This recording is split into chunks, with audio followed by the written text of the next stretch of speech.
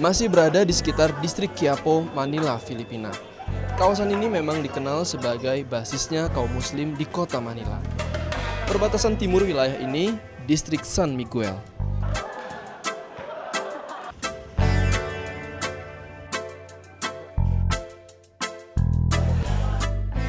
Nah, bagian distrik San Miguel yang saya masuki kali ini, Barangay 648, Zona 67.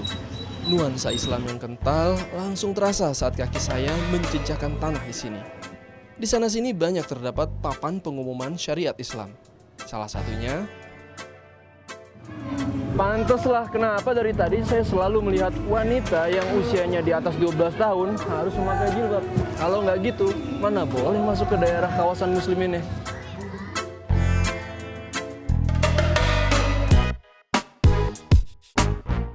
Masih belum cukup. Terdapat pula papan pengumuman besar yang memajang foto kedua bocah yang dianggap meresahkan penduduk akibat tindak kriminalitas. Tujuan dipajangnya foto mereka sebagai sanksi moral bagi yang bersangkutan dan juga keluarganya. Boleh juga nih buat ditiru.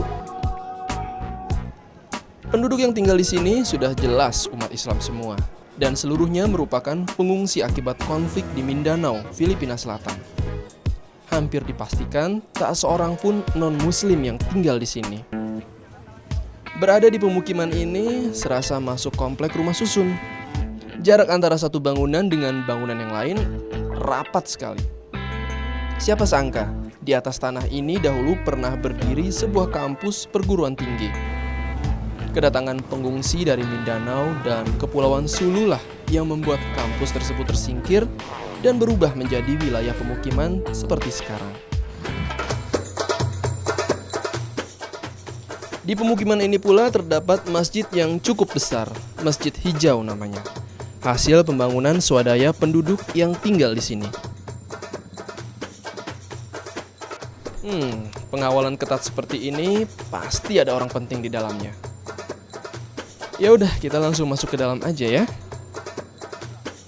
Benar ternyata, di dalamnya terdapat pemimpin penduduk setempat.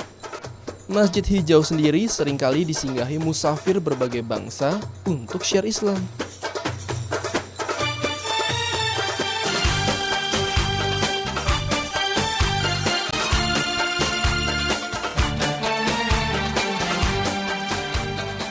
Nah, sekarang saya sudah berada di dalam Masjid Hijau nih. Saya sekarang mengenalin ke Ibu Nurhaina sebagai pemimpin dari distrik Barangay ini dan suaminya, Bapak Abdul Wahid. Saya mau ngobrol-ngobrol dulu ya, oke? Since we live here in Manila, in this barangay, maybe all of us knows that this barangay is a worst barangay. Why? Because all criminals belongs to her. Snatching, killing, everything, all the crimes you can approach here. So my husband tried to convince me to run for barangay to help the people of this barangay, to protect the people, because many who came here was snatched or killed in front of the house of these people here in this barangay. So my husband convinced me to run for chairwoman, so I can help the criminalities in this barangay through his support. Ternyata di bawah kepemimpinan Bu Nurhaina sebagai Bu Lurah selama 3 periode lah, barangay atau kelurahan ini lebih aman dan berwibawa. Ya iyalah, 15 tahun memimpin bukan waktu yang pendek loh. Oke, kita lanjutin obrolan di luar masjid ya. Satu hal yang membuat saya bertanya-tanya, mengapa sang pemimpin harus senantiasa dikawal ketat?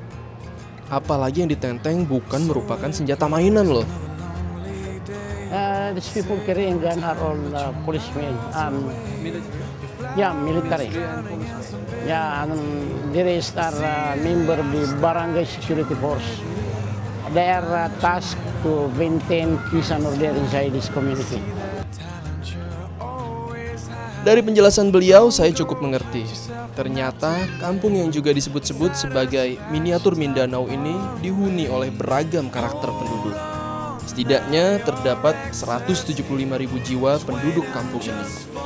Mereka yang datang mengungsi secara masif sejak tahun 1964 ini berasal dari 5 provinsi dan beberapa suku di Mindanao dan Kepulauan Sulu. Suku Maranao merupakan suku dominan penghuni kampung. Latar belakang yang berbeda ini kerap kali menimbulkan konflik antar mereka sendiri. Itu sebabnya dibentuklah unit pengamanan khusus dipersenjatai untuk melindungi keamanan dan ketertiban kampung seluas 2,5 hektar ini. Trauma buruk akibat konflik bersenjata di kampung halaman juga menjadi alasan mereka membawa senjata sebagai pertahanan untuk membela diri. Actually, we always hope for a better relationship with the government because the Muslim community are misinterpreted by the government. All bombing here are attributed to the Muslim. So that is what we are hoping, that the government will get the real issue before they condemn us. Subject us to a proper investigation if we have really done the crime. If not, so they must exert their effort to find the real culprit, not directly pointing it to the Muslim. So we are hoping that we be understood by the government so that we can restore peace and order in our community. Peace and harmony. Ya, semoga damai datang di bumi Filipina Selatan.